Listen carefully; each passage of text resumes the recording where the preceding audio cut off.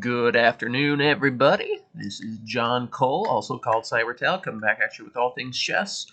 We're continuing an examination of hanging pawns. Today is sort of a classic attacking performance. This is Yasser Seirawan against Viktor Korchnoi from 1980. So this is starting to get to the tail end of Korchnoi's esteemed career in terms of challenging for the World Championship. He was playing and beating world-class grandmasters as late as in 2007, I think he beat Wesley So, something like that. But this is a year before the Massacre of Murano, so this is starting to wind down for Viktor Lvovich. Yasser Seirawan, of course, very talented United States grandmaster. Always a fan of the English opening, so I always appreciated his repertoire a bit more just because it coincided with mine. But Seirawan is white here, starts out with c4. The English gets a rap as a passive positional opening, but it's only if you want that to be true. In my opinion, there's just as many, if not more, lines in the English that can lead to a good fight compared to, say, the Botvinnik Semislav or the Marshall or what have you. The aggressive openings are so thoroughly analyzed out that a lot of the aggressive openings are just plain memorized theory, and then around move 30 you start thinking for yourself, whereas there are lines left in the English that are fairly aggressive that you start thinking around move 8 or 9. So if you're looking for a real fight, I would give the English opening a recommendation. You're much more likely to get a position where there's at least non-theoretical life left in there, so it's not just a game of memorization. So at least why I took up the English. Knight f6, knight c3, e4. So this is the Mecanis attack. This is one of those English lines that is very aggressive and really has a lot of analytical life left in it. It really hasn't gotten a lot of modern attention until fairly recently. So it's starting to get some work done in about the top players in the world. But even now, there's still plenty of room left for improvisation. You can play this move at the board, and then around move 10 or so, you could be playing for yourself, more or less, which I perfectly love as a chess player.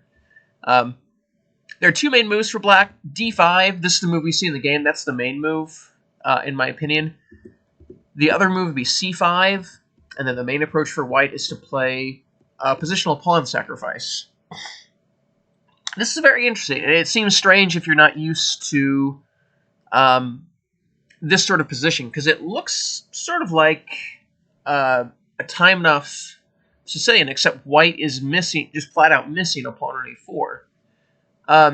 But a couple different factors. The knight in e5 is completely misplaced, so it prevents certain responses from black. And the knight in e5 prevents d6 from being played, so it's like a cascading effect. The fact that the knight's on e5 prevents black from playing d6. The fact that black can't play d6 means he's going to lose his dark square bishop. And the fact that he's going to lose his dark square bishop means white can get a huge dark square grip on the position. So this one tactical detail of the knight being on e5, sort of a chain reaction that completely changes the evaluation of the position.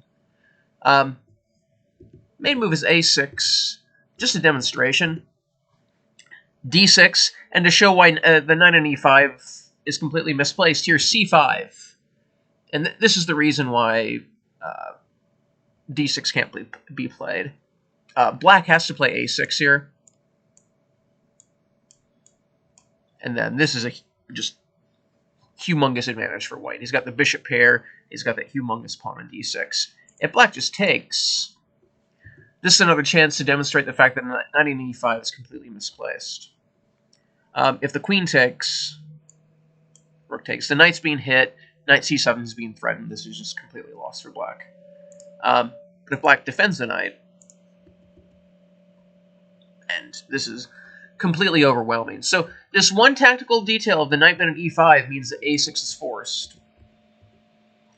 I don't want to go too deep into the theory. There is some theory from this point, but much less than other modern openings. Like, if this were a knight or Sicilian, there'd be 20 moves of theory left to go from here.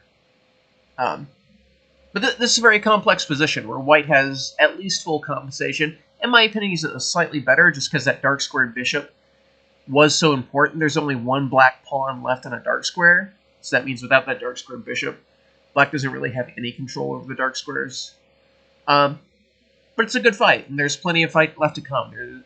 You can be thinking at the board instead of just memorizing your theory.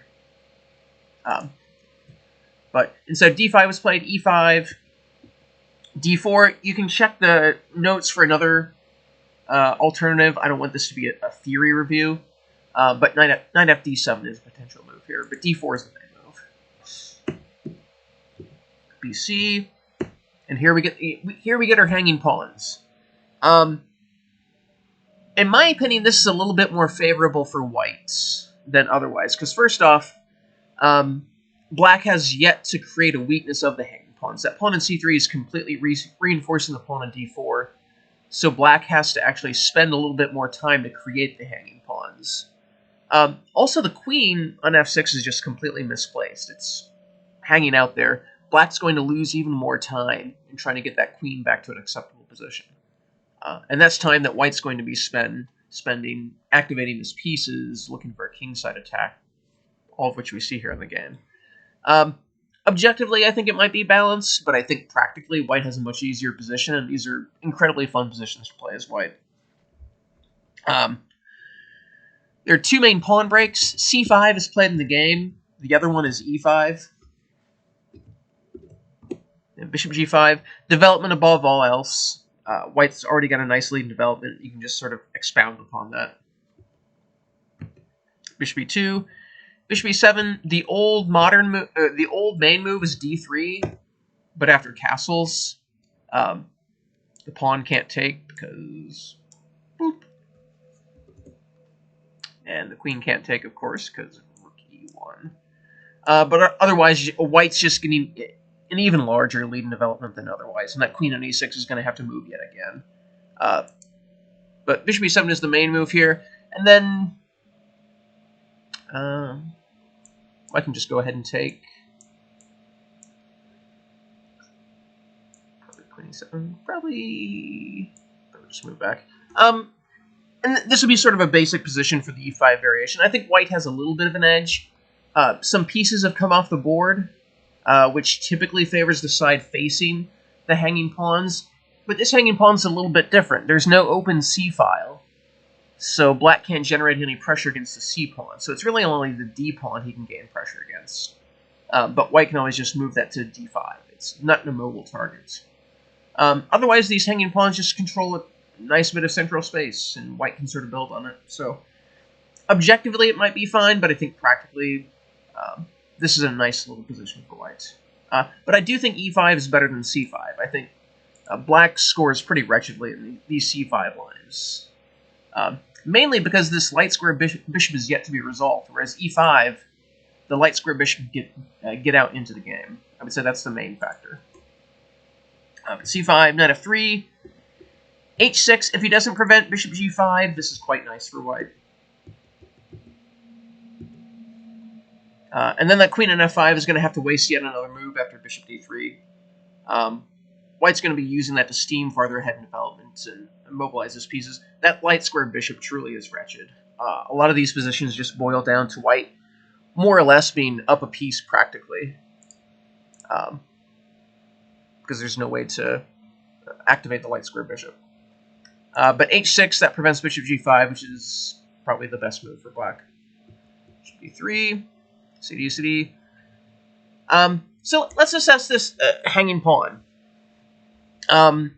Unlike the other one that we looked at, there is an open c-file, so potentially black could get pressure on the c-pawn.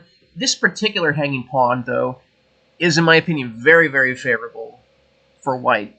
First off, white's ahead in development. And the queen being on f6 means that white is going to increase that lead even more at some point, because that queen can't stay there on f6. It has to go somewhere else. It's just completely misplaced in that square. The light square bishop really is an abomination. Black has not successfully resolved that as of yet. And he really can't. Like b6 out here would be an outright error because bishop e4, trapping the rook. But aside from that, he has to take some sort of slow, convoluted way of doing it, like bishop d7, bishop c6.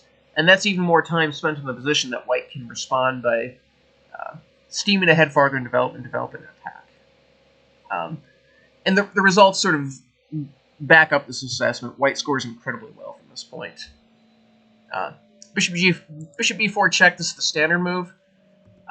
King f1. This is an interesting move. It's the most fun, and it's probably the strongest anyways. White could just play bishop d2. This is the calmer way of proceeding. This is also nice for white, because all of white's pieces are better than their black counterparts. That light square bishop really is the worst piece on the board. And in some cases, white can trade his bishop for that knight and have a good knight versus a really terrible bishop scenario, which is typically favorable. King f1, it keeps more pieces on the board, and it just aims for a flat-out kingside attack, which with the hanging pawns is typically what you want to be going for anyways.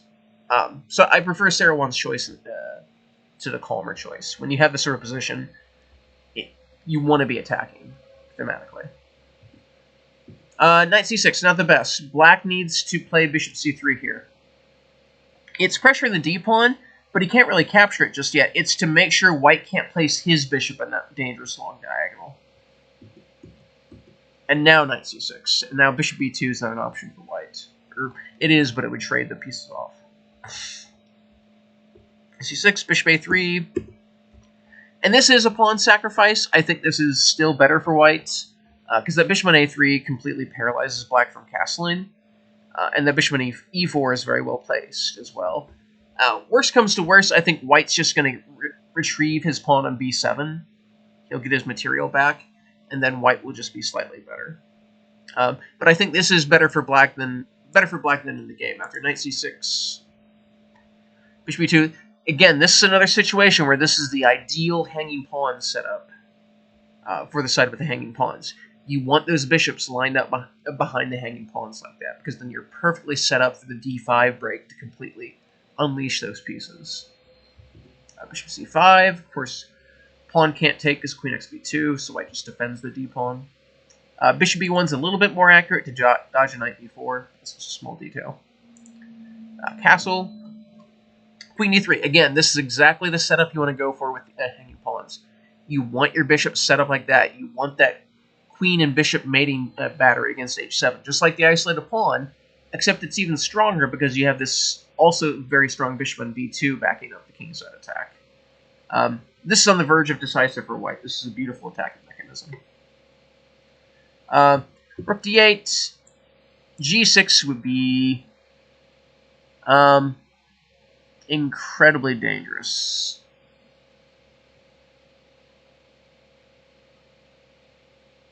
So first off, we need to stop knight b4, so probably just a3.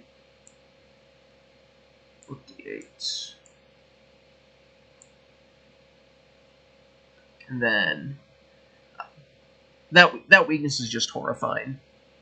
At the worst, white can just play h4, h5, and crack open the diagonal even more.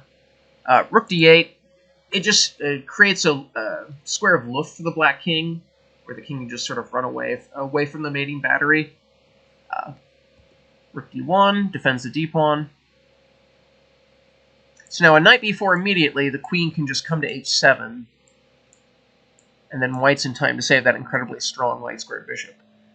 Black proactively plays king f8, so now knight b4 really is threatened, so white has to respond. So white plays queen e4. Bishop d6. Black has an alternative in this, but h4, this is a plan we're going to see a lot in this game. With the king on f1, white needs to find a non-traditional way of employing this rook, but it's actually pretty well placed where it is, because now white can just get his kingside pawns moving.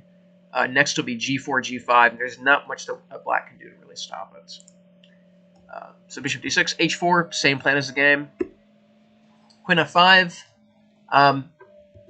White plays queen e2, of course. Taking an f5, I gave 2 question marks, because that's all I could give it. It deserves 3. Just when you have your opponent in a position like this, trading queens is completely letting them off the hook.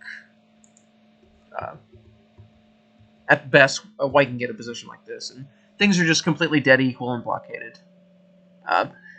There's no reason for white to let his opponent off the hook. The king on f8 is a dead duck, especially compared to the king on f1. The king on f1 is quite well placed.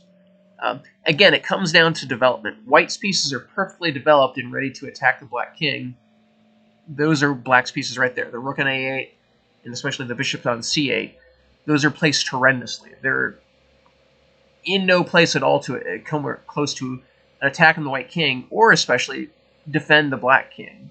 We're going to see in this game that white is down some material, but black's pieces are just so buried away on the queen side that it doesn't matter. So white keeps the queens on, completely correct. Bishop b3 keeps control, and this is perfectly fine. This is exactly what you want to be doing when you have a better position. You don't want to destabilize things. I give some lines in the game notes that you can look at. I give knight g5, and I take a look at it. I don't want to crowd up the video with analyzing that, because it's not thematic to the hanging pawns. But knight g5 is a little bit more incisive. But bishop b3, it's perfectly thematic, and it helps prepare d5 even more. That's exactly what you want to be doing with your hanging pawns when you have your bishops lined up like this. It's all about achieving d5. So no mark against Seirawan. That's exactly how you want to be playing in a position like this. e7, h5, excellent technique. The rook now can lift to h4, and then potentially g4 later to help pressure that g7 pawn. Plus the h-pawn, it helps completely immobilize black's kingside pawn, so he can't play g6 to keep things barricaded. And at worst, you can always play g4, g5 to break things open even more. So, excellent technique from Seirawan. b6, finally trying to get the light squared bishop developed. Bishop d7 is a better way of doing that. Black is still hanging on here, but white's still ready to break through with d5. This is still very depressing for black. b6... And this is black's idea, trying to get pressure against the c-pawn finally, but it's far too late. When you're going up against hanging pawns, you want to get that pressure in the c-pawn more or less as soon as this pawn structure is created. You don't want it happening once your kingside's already under fire. You want to create that counterplay as quickly as you can to prevent that build from happening. Well, here, white's already built up and ready to go. So the pressure on the c-pawn is just far too late. d5, this is completely thematic and excellent. Queen h7 is more accurate, and I look at this in the game notes. Again, I don't want to crowd up the video with tactical variations that don't have anything to do with the hanging pawns. But queen h7 is more accurate, but d5, it's what we've been looking at the past two games. This is exactly how you want to play your hanging pawns. You want to achieve that d-pawn break to unleash those bishops against the king side. So, again, no mark against Seirawan. This is exactly how you want to play your hanging pawns. Ex d5, queen h7. So now the queen is ready to just take on g7. That's the credit of having achieved d5. Suddenly that bishop on b2 is the strongest piece on the board, and it's just raining fire down upon the black king side. f6, and then king g1. This is just a cute little move. It tucks away out of the pin on the c-pawn. And the game is basically just over. Bishop c4 doesn't come with checks, so now white can play rook h4. Now the rook's going to come to g4 and attack the g-pawn. Here black is up 2 pawns, but that doesn't matter. Look at the queen on a5. Look at the rook on a8. Look at the rook on d8. None of those pieces are anywhere close to being able to defend the king side. For all intents and purposes, white is up a queen and a rook and a bishop, just because those are the only pieces that are involved in the battle for the king side. Black's king is completely isolated away from the rest of the board. 7, rook g8, rook e1. This is perfectly fine. I give some analysis. Bishop f6 finishes up the style, and I'll give this line because this is fairly cute. And then knight d4 here. This is white's down a full rook, but again, that rook on a8 is completely isolated away from the rest of the board, so in terms of effective material, things are even, and white's activity is what finishes up the game. Queen c5 is forced. You had to prevent knight c6 check and knight f5 check.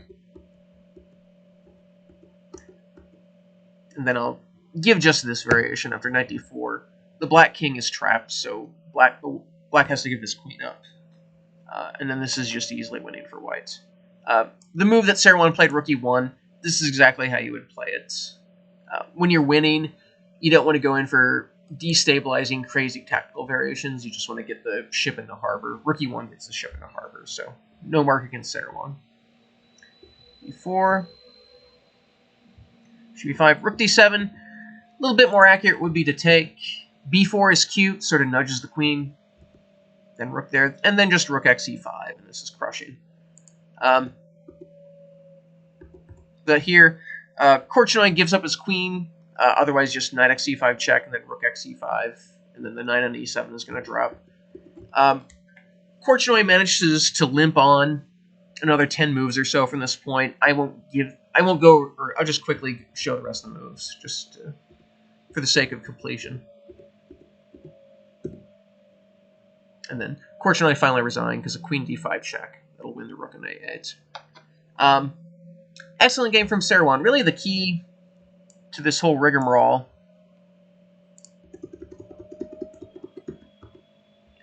So when you get a hanging pawn structure like this, you want to try to keep the position as closed as possible first off. You don't want to be opening things up, because typically the hanging pawns have superior activity and mobilization and control of space, so opening the position is typically to the advantage of the hanging pawns. So in this case, for black, I might consider just keeping the king in the center and trying to finish my development, because castling Kingside is sort of castling into it, because you're castling into an attack a lot of times. But taking on d4 is sort of the theoretical main line here. From here, black needs to do everything he can to prevent white from setting up his ideal hanging pawn mechanism with his minor pieces.